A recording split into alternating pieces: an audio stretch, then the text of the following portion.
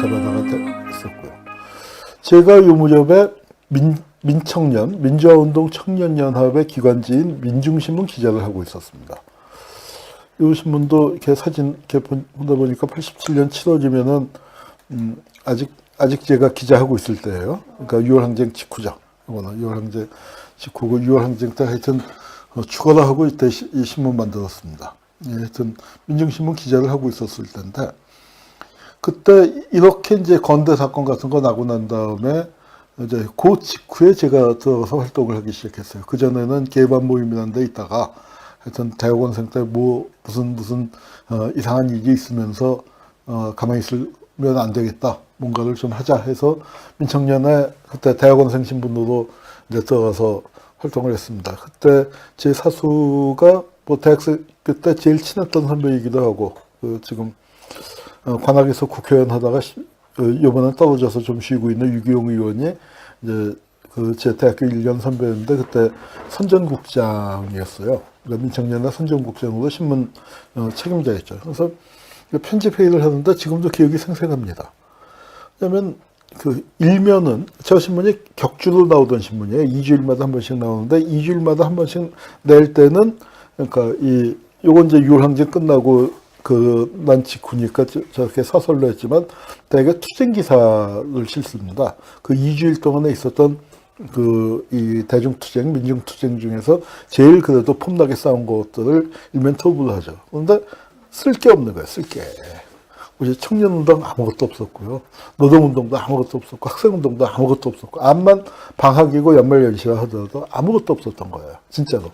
여성운동도 없고, 뭐 없어 하고 다 물어보다가 너 뭐 들은 거 없어? 뭐 대전은 어떻대? 부산은 어떻대? 뭐 다 하다가 진짜 쓸 게 없어요. 그러니까 저 선전국장이 한숨을 푹 쉬더니 뭐라고 얘기했냐면 실내에서 100명만 모였으면 일면에 토부도 써줄 텐데 실내에서 100명 모인 것도 없었다 이거예요. 그러니까 가령 이제 제가 이제 뭐 요새 강연 가면 100명 모이는 강연도 드물지만 어디 가서 강연을 했는데 100명 모였다 하면 뭐 예컨대 성남에서 강연을 했다면 성남의 현대사 열기 후끈 뭐 해갖고 이제 엉터리로 그렇게 기사 만들어서라도 일면에 써줄 텐데 어떻게 실내에서 100명도 안 모이냐. 그렇게 산식을 했습니다. 2주일 동안에 없었어요. 그 편집회의를 하고 하루인가 이틀 후에 이제 박정철이 죽은 겁니다. 대학생이 쇼크스 했는데 참 놀랍지 않아요? 그러고 5달 뒤에 100만 인파가 광장을 메꿨잖아요. 이게 우리 역사의 특징인 것 같아요. 다 엎어져 있다가 폭발하는 거. 3.1운동 때도 그랬고요. 4.19도 그랬고요. 6월 항쟁도 그랬고요. 촛불은 어땠습니까? 촛불 한 5개월 전에 이런 촛불이 일어날 거라고 상상이나 했었나요? 이게 우리 그 대중운동의 특징인 것 같습니다. 그런 부분은 제가 뭐 딴 데서 한번 설명을 했기 때문에 좀 지나가도록 하죠. 요거 중앙일보에서 처음 이렇게 5단 기사를 썼는데요. 이게 그 데스크에서 이제 받아가 보통 이런 것들이 잘 안 걸렸죠.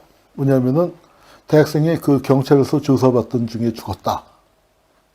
조사받던 중에 죽었는지 안 죽었는지를 모르는 경우들이 많습니다. 그런 걸 우리가 의문사라고 그러죠.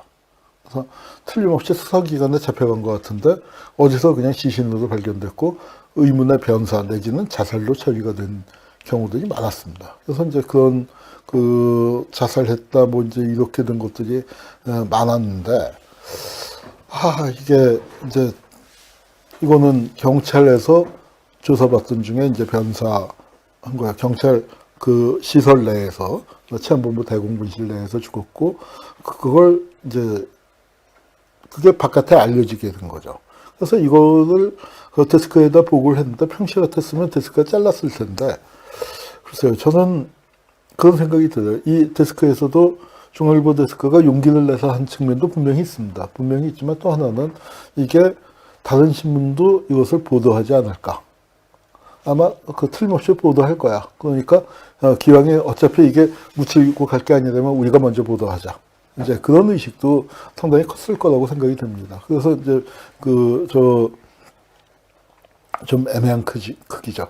기사의 가치에 비하면은, 기사의 가치에 비하면은 좀 남는 칸에다가 경찰 경비사 창설 뭐 이거하고는 비교가 안 될 기사인데 그렇게 남는 칸에다가 살짝 실어서 내보냈고 그 동아일보에서는 이제 좀 크게 냈죠. 그러니까 근데 중앙일보 기사가 먼저 나오고 박정철이라는 학생이 이렇게 희생이 됐다 했습니다.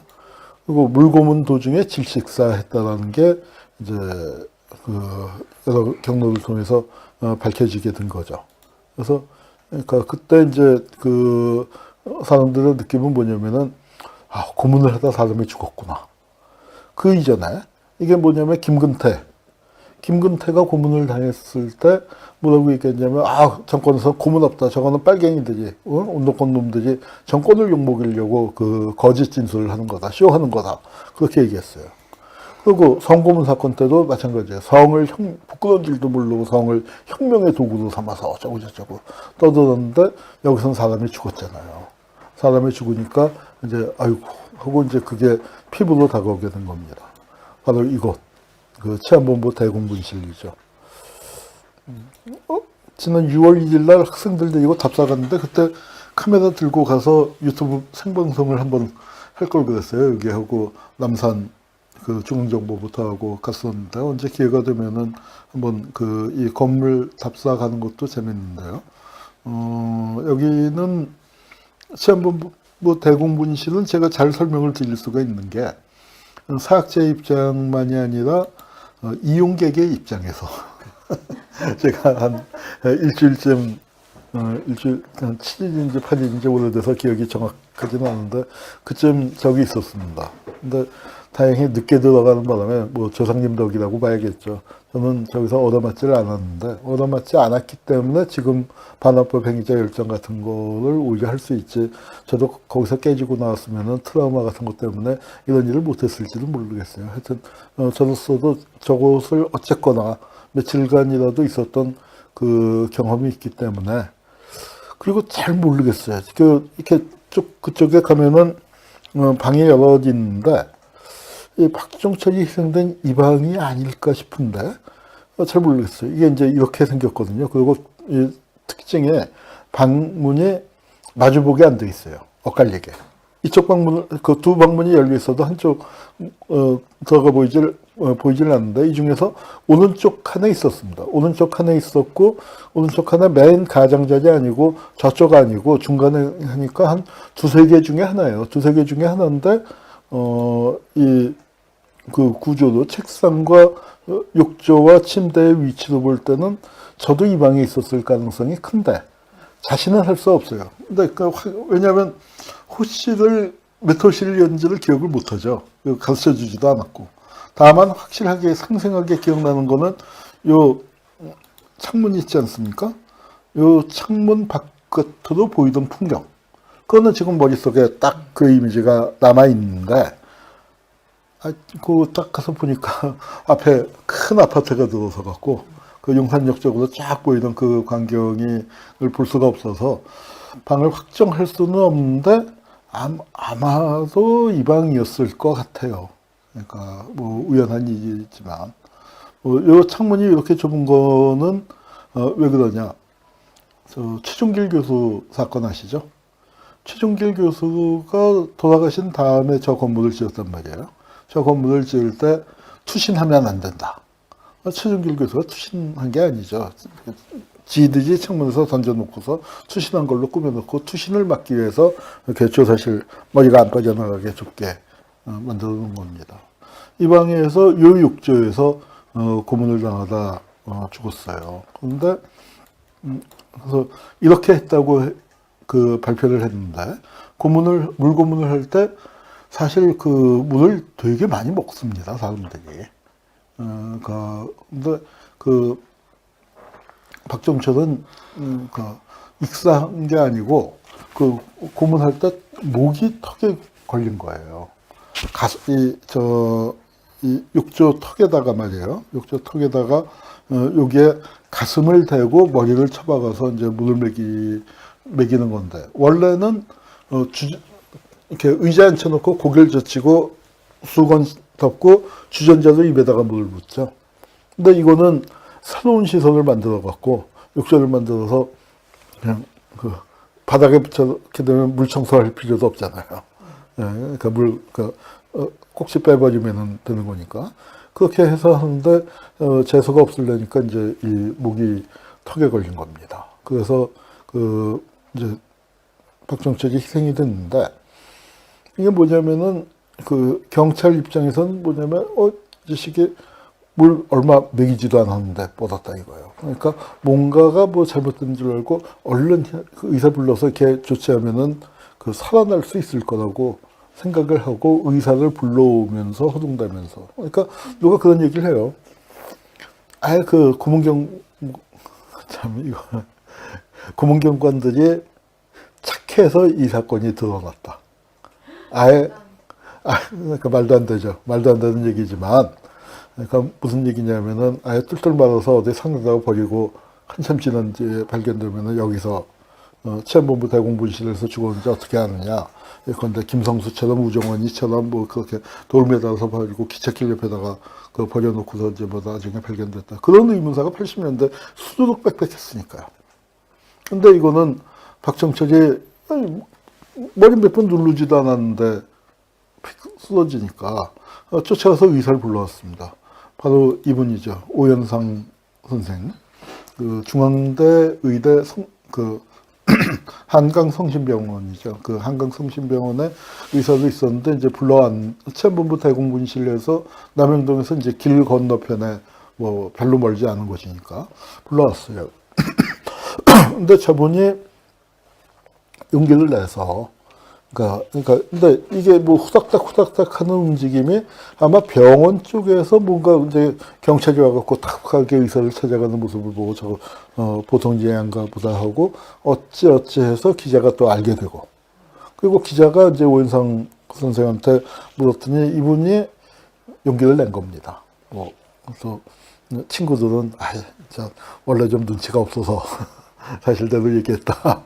뭐 이제 그러기도 하는데 상당히 용기를 낸 거죠. 그건 아마 웃자고 하는 농담인 것 같고, 저분이 아니었었으면은 박정철 사건이 묻힐 수가 있는데, 그러니까 몇 명의 소박한 사람들이 자기가 선자리에서 지식인으로서 책임을 다한다는 게 얼마나 중요한가가 이게 몇 개의 사슬을 거치면서 이게 풀리는 겁니다. 오현상 씨는 박정철의 옷이 젖어 있었다.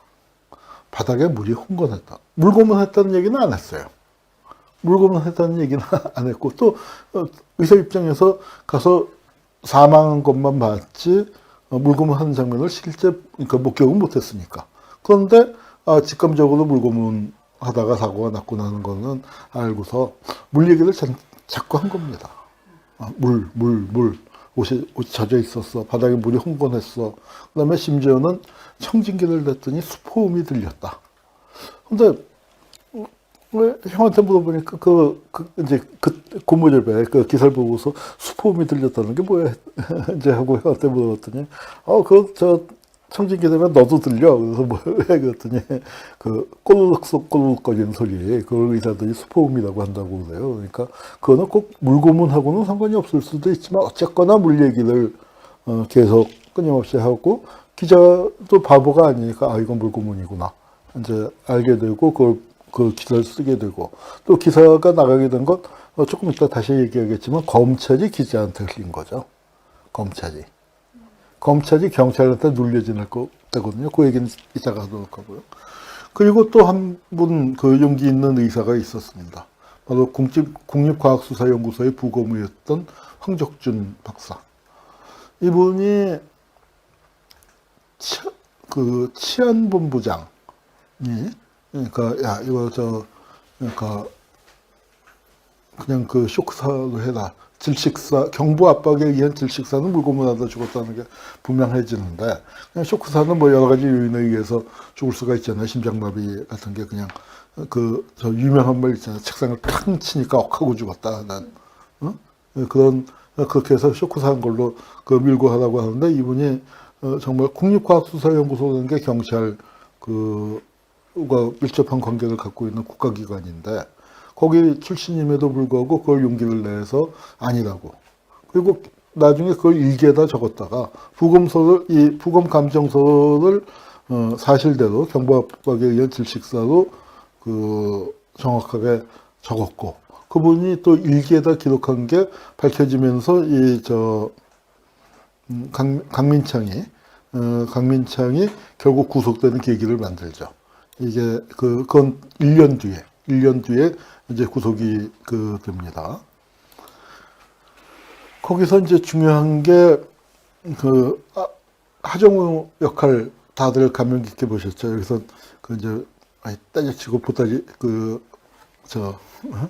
그러니까 사표 던지고 나오는 걸로 하지만 사표 안 냈습니다. 나중에 대검 공안부장까지 올라가고 서울지검장도 지내고 대검 공안부장까지 간 최환 검사예요.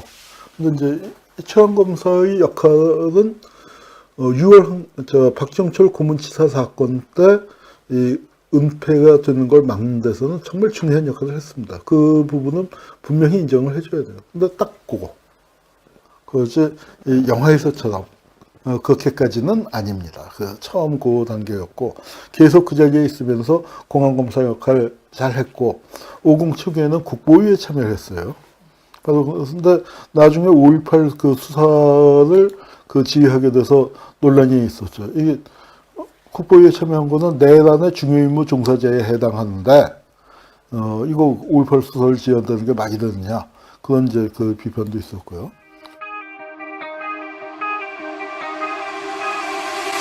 Time stops when I'm falling for you.